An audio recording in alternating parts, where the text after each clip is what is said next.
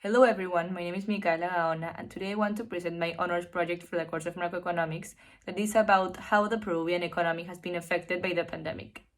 As most countries around the world, Peru has been affected by the pandemic caused by the spread of COVID-19. An important factor of the country that has been significantly affected is the economy.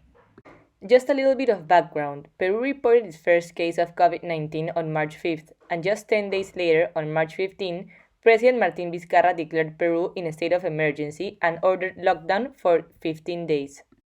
Since the beginning of the lockdown, we all knew that the sector that was going to be most affected was the economy of the country.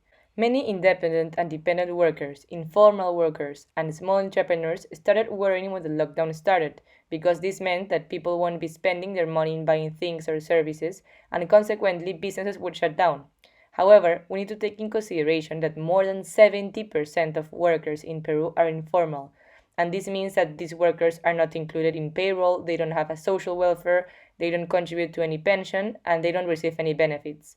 The lockdown has been extended now until June 30, and this means the economy is going to be more and more affected.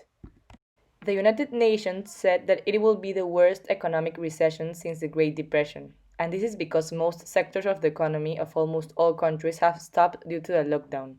Some of the economic sectors that have been most affected by the pandemic in Peru are commerce, hotels, restaurants, tourism, shopping centers, textiles, and others. In Peru, there are 13 million workers, and 8.5 million work in the sectors I have mentioned before. Most of these sectors are working 25 to 50% of their total capacity, but in the case of commerce, around 31% is paralyzed. This results in about 4.7 million Peruvians' jobs being affected. The main concern is about the micro, small, and medium sized businesses, since they employ approximately 10 million people.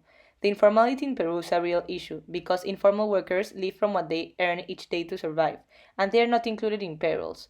So, probably, these 70% of informal workers have no income at all since the lockdown started on March 15. The Inter-American Development Bank said the GDP will fall between 1.8% and 5.5% in this year, and that it will continue to drop unless countries make policies to decrease the impact the pandemic is having on the economy.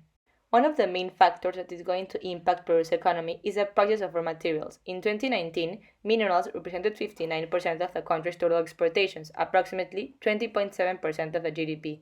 China is one of the main commercial partners for Peru, but unfortunately, the trading has stopped due to the pandemic, so this is going to impact directly on the exportation of raw materials. Tourism also contributes to 3.9% of the GDP without taking in consideration internal tourism that represents another 5% of the GDP. Just as an example, Peru received 4.4 million foreign visitors in 2019, so this sector is also going to be affected. When the lockdown started, the government was aware that a great part of the population was going to be impacted economically, and they started developing fiscal policies to help the population in need, increase the flow of money, and avoid a recession. One of the main fiscal policies that the government started with was a bonus. The first bonus was called Bono Yo Me Quedo en Casa and was directed to Peruvian families that are living in poverty. This bonus was divided into two parts of 380 soles each. Another bonus was a Bono Independiente, directed to families of independent workers that are in situation of vulnerability. This bonus was also divided into two parts of 380 soles each. The Bono Rural was then directed to poor families living in rural areas. This bonus was a unique payment of 760 soles. The bonus Bono Familiar Universal is for vulnerable families that haven't been benefited with the other bonus mentioned before. An important factor to take in consideration is that the bonus are one per home, and one individual can't receive two different bonus. The government is giving this bonus because they want to help the population in need, living in poverty and without income, but they also want to encourage spending from the population to reactivate the economy. Another fiscal policy adopted by the government during lockdown was a withdrawal from the AFP. First, the government allowed a withdrawal of maximum 2,000 soles for individuals that didn't contribute to the AFP in February, and then they extended the benefit for individuals that didn't contribute since March. It is important to mention that if someone has less than 2,000 soles in their AFP, they can withdraw the totality of what they have, but it can't be more than 2,000 soles. However, if you have received any of the bonus, then you can't withdraw the 2,000 soles from your AFP. Moreover, the government dictated that as an extraordinary measurement, in April, businesses will not withhold the 10% of the salaries of their workers as contribution to the AFP. Another policy dictated is that people that want to withdraw more from their AFP, they can withdraw 25% of their contributions. However, there are some specifications that need to be taken in consideration. The government did this policy to encourage the circulation of money within the population as an injection of capital. Another fiscal policy dictated by the government was the one regarding the CTS, Compensación de Tiempo de Servicio in Spanish. When you are working at a company and you are in payroll, this company is depositing your CTS to your bank account twice a year. You can withdraw your CTS from the bank when your period of working time at the company culminates. However, as a fiscal policy to encourage spending from the population and reactivate in some way the economy, the government allowed individuals to withdraw up to 2,400 soles from their CTS. This is an extraordinary measure because in normal situations, as I mentioned before, you can only withdraw your CTS when you stop working at a company. The word MIPE stands for Micro y Pequeña Empresa. A micro business has from 1 up to 10 workers, and a small business has from 1 up to 50 workers. In order to help these businesses and to avoid them from going into bankruptcy, the government is giving MIPEs credits up to 90,000 soles without interests, and they are refinancing their debts.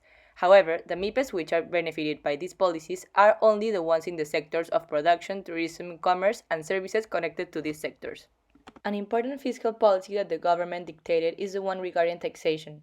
For individuals and companies with incomes up to 21 million soles annually, the government postponed 3 months the date to present their annual returns and to pay income taxes. They did this so that individuals and companies have more money in the short term and to alleviate the economic impacts made by the pandemic. They wanted to have more liquidity in money rather than spending on taxes. Moreover, it was approved to make the decision of tax debts more flexible for those who are unable to pay.